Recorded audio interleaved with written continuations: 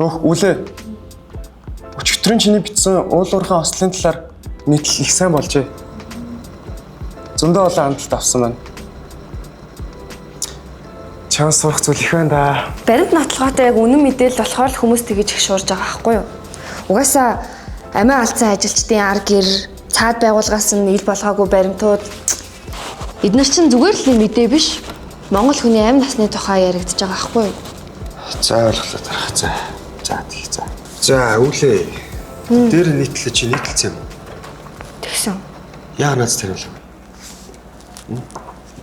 Хинуулах бол тавьдсан байна да. Бас хинуулахгүй тавьдаг тийм газар мазар тэнд бас ажиллаж байна шүү дээ. Одоо отгоод арга ирж байна. Өөрснөө очрол. Одоо юу орж ирэл заачлаасаас та. Үннийг хэлсэн үе ялтай гэж үү? Хэвлэл үг хэлэх эрх чөлөөтэй өстэй. Мэдхгүй даа төв өөрснөө очрол.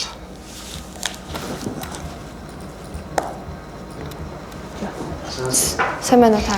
За тэгэхээр хариуцлагатай сэтгүүл зүгэж байгаа. Гэхдээ төрийн бодлого үндэсний аюулгүй байдалд нөлөөлөх хүч хэмжээний мэдээлэл түгээхгүй гэдэг үүрэгтэйгээ энэ сэтгүүлч нар чинь мэдж байгаа мээр редактораа. Өнөөдрийн байдлаар бол мэдээгүй л юм шиг байна Үүлэн Солонгоо. Юу вэ? Үгүй гэхдээ дарга эн чинь бодит баримт шүү дээ. Тэр компани авилга өгсөн авсан баримт нь бүгдээрээ надад байгаа. Уурхаан хяналтгүй ажиллагаа, хөдөлмөрийн аюулгүй байдлыг хангаагүй гэд би бүгдийг нь судалсан байхгүй юу? Энийг нуух чинь өөрөө ард иргэдийн мэд хэрхийг зөрчиж байгаа хэрэг штэ. Та иргэдийн мэдээ хэрхийг хангаж болно. Гэхдээ наа чи төрийн бодлого гэж байгаа. Таны оруулсан нийтлэл цахим орчинд иргэдийг хоёр талцуулаад байна. Дээрээс нь гадаадын хөрөнгө оруулалттай тэр том компани Монгол улстай хийх гэрээгээ зочлоор тэр үүрэг хариуцлага хэн хүлээх вэ? Та хүлээж чадах уу?